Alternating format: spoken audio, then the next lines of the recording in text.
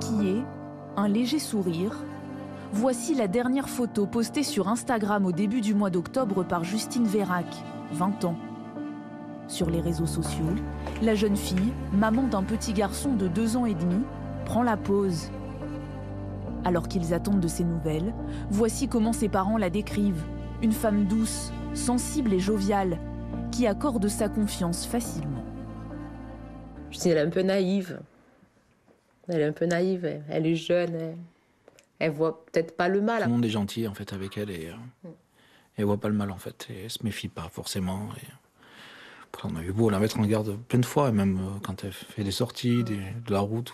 Il faut jamais s'inquiéter quand on l'écoute, il faut jamais s'inquiéter, mais voilà, jusqu'au jour où forcément on s'inquiète pour demain en fait. Voilà. Ils apprendront la terrible nouvelle 4 jours plus tard. Le corps de la jeune femme est découvert enfoui sous terre dans une forêt de Corrèze. D'après les premières vérifications effectuées, tout indique qu'il s'agit bien du corps de Justine Vérac. L'homme qui a avoué le crime est un jeune de 21 ans, aujourd'hui incarcéré pour meurtre, séquestration et viol. Il faut qu'il réagisse, il faut qu'il perçoive ce qui s'est passé. Et tout ça va nécessiter un long travail pour ce qui le concerne. Que s'est-il passé dans la nuit du 22 au 23 octobre dernier? Pourquoi Justine Vérac a-t-elle été tuée? Y a-t-il eu préméditation? Retour sur un scénario macabre et un effroyable meurtre. Tout commence le dimanche 23 octobre. Après la disparition de Justine Vérac en Corrèze. Justine Vérac s'est volatilisée dans la nuit de samedi à dimanche. Après une soirée en boîte de nuit à Brive-la-Gaillarde, elle n'est pas rentrée chez elle. La jeune femme habite à une 40aine de kilomètres dans le petit village de Tauriac dans le Lot. Ses parents sont inquiets. Ce n'est pas dans ses habitudes de les laisser sans nouvelles. Un samedi par mois, elle aime bien aller retrouver quelques copains. Elle danse et puis elle rentre. Elle rentre toujours parce qu'elle a un petit copain et qui l'attend. Et Justine, oui, c'est sa petite soupape un samedi par mois. Mais c'est tout. Justine nous donne de ses nouvelles. Justine, elle reste pas comme ça. Elle reste pas comme ça. Justine Vérac, c'est une jeune fille qui a 20 ans, qui est très famille. La preuve, elle habite tout à côté de chez ses parents, à 50-100 mètres de chez eux. Elle passait énormément de temps avec sa maman. Elle a un petit bébé de 2 ans et demi. Ce que l'on sait également, c'est qu'elle a décidé d'arrêter ses études d'aide-soignante pour se consacrer quasiment pleinement à son bébé. Un avis de disparition est diffusé. Les enquêteurs tentent de retracer le déroulé de la soirée. Les investigations les mènent dans cette discothèque, la Charrette, où les jeunes du coin ont leurs habitudes. Ce samedi soir, Justine passe la soirée avec des amis, dont Théo, et c'est son témoignage qui va guider les enquêteurs. Il raconte que vers 3h30 du matin, Justine ne se sent pas bien. Il confie même à nos confrères du Parisien et du Figaro que la jeune femme était persuadée d'avoir été droguée. Elle m'a demandé de sortir, car elle avait envie de vomir. Je trouve que mon champagne a un goût bizarre. Je suis sûre qu'on a mis un truc dans mon verre. Une coupe de champagne qui lui aurait été offerte plus tôt par une connaissance, un certain Lucas L. Cet homme, le voici, un jeune ouvrier agricole qui fréquente souvent la boîte de nuit. Théo et Justine le croisent sur le parking. C'est lui qui va veiller sur la jeune femme. Justine voulait se reposer dans sa voiture. Lucas voulait aussi se reposer et m'a demandé de revenir dans 1 heure. Quand Théo ressort de la discothèque un peu plus tard, aucune trace de Justine et de Lucas L. Il essaye de joindre son ami, en vain. Inquiet, il contacte alors Lucas L. Ce dernier affirme avoir laissé Justine sur le parking. Il passe alors la nuit avec une autre jeune femme. Théo veut venir vérifier que Justine n'est pas chez lui. Voici leurs échanges par SMS. Tu peux m'envoyer ton adresse? Laisse-moi finir, appelle-la. J'en sais rien, moi. J'ai pas son numéro. Bah moi non plus. J'ai autre chose à faire que de penser à ta pote bourrée. Où se trouve Justine? Que s'est-il passé après sa sortie de discothèque? Grâce au récit de Théo, les enquêteurs se mettent donc sur la piste de Lucael. Il est la dernière personne à avoir vu la disparue. Mardi, à 9h45, l'homme est interpellé après avoir tenté de prendre la fuite. Des perquisitions ont été menées au sein du domicile de l'intéressé ainsi que dans son véhicule.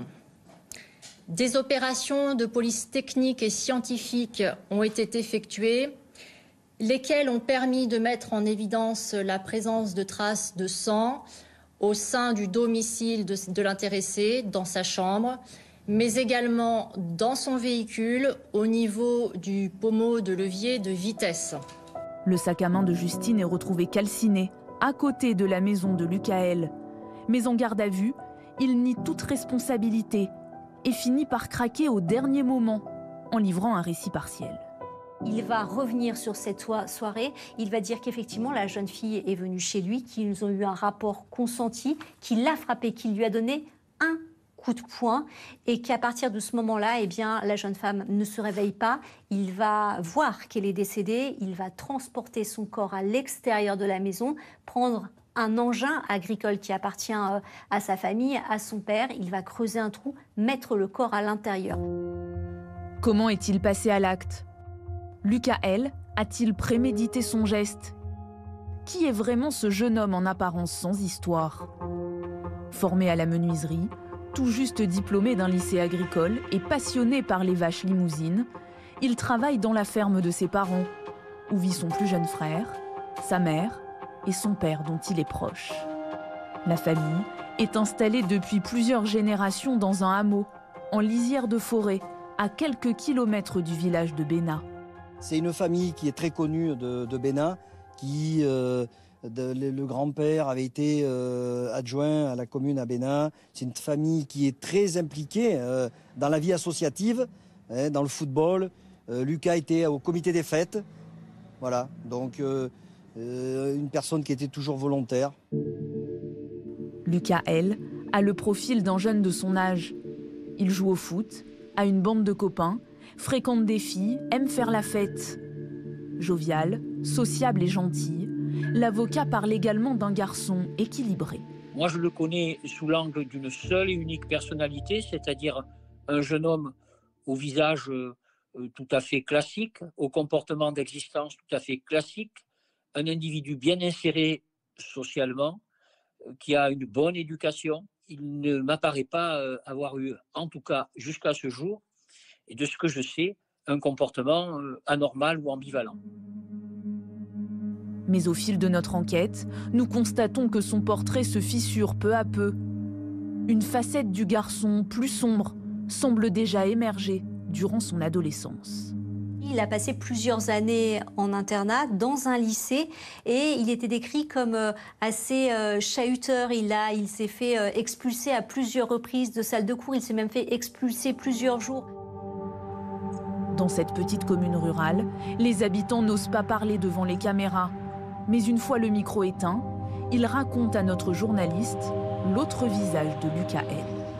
Un autre son de cloche de la part d'autres habitants de la commune qui connaissent la famille du jeune homme et le jeune homme lui-même depuis plusieurs années.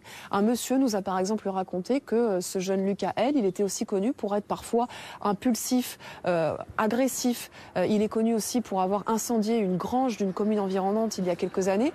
Donc voilà, c'est un portrait assez nuancé, ambivalent.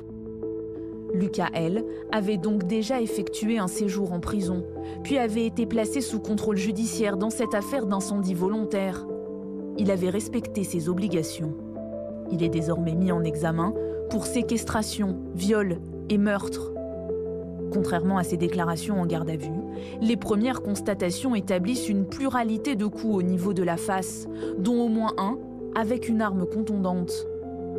A-t-il drogué Justine ? S'est-il fabriqué un alibi en allant voir une autre femme cette nuit-là ?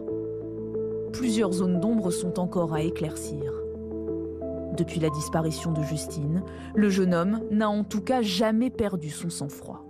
C'est quelqu'un qui a menti, qui a dû mentir à ses parents, qui a dû mentir sur tout un tas de choses. C'est quelqu'un qui fait preuve de sang-froid, qui va ensuite retourner voir celle qui doit être sa petite amie. C'est elle qui va dire, elle va donner un élément important. Elle va dire, je suis dans la voiture avec lui, les enquêteurs vont l'entendre, et j'entends un téléphone sonner. Et je me demande ce que c'est que ce téléphone. Et lui répond à sa copine, c'est rien, c'est un téléphone professionnel, c'est mon téléphone professionnel. Il n'a pas de téléphone professionnel, il bosse à la ferme chez ses parents. Le lendemain du meurtre, Lucas L. s'est même affiché dans la tribune d'un match de foot. Dans les villages alentours, c'est la sidération. Mon chagrin, une colère aussi, hein, parce que c'est des choses impensables. Hein. Des jeunes qui vont s'amuser, qui se retrouvent torturés, assassinés. Devant la boîte de nuit de Brive-la-Gaillarde, quelques bouquets en hommage à Justine. Et dans la petite ville où vivait la jeune maman, des fleurs aussi, et un cahier pour que chacun puisse partager sa peine. On peut pas passer à côté de ça en fait, c'est trop grave. C'est une gamine qui allait s'éclater, je l'ai fait, on l'a tous fait quoi. Et donc jamais revenir, c'est, je sais pas, j'ai même plus les mots, j'arrive pas à, j'ai du mal à avaler la pilule, enfin à manger, à dormir, c'est trop, ouais non, c'est trop grave, c'est trop grave. Des habitants bouleversés, certains appellent discrètement la mairie pour prendre des nouvelles de la famille de Justine. Ce sont des petits villages qui ne sont pas très expansifs, mais 2 mots, 3 mots suffisent pour qu'on comprenne. Les gens appellent chez moi en permanence, et c'est simplement qu'est-ce qu'on peut faire pour aider la famille et où est le petit. Pour l'heure, les proches de la jeune victime ne souhaitent aucune cérémonie ou rassemblement.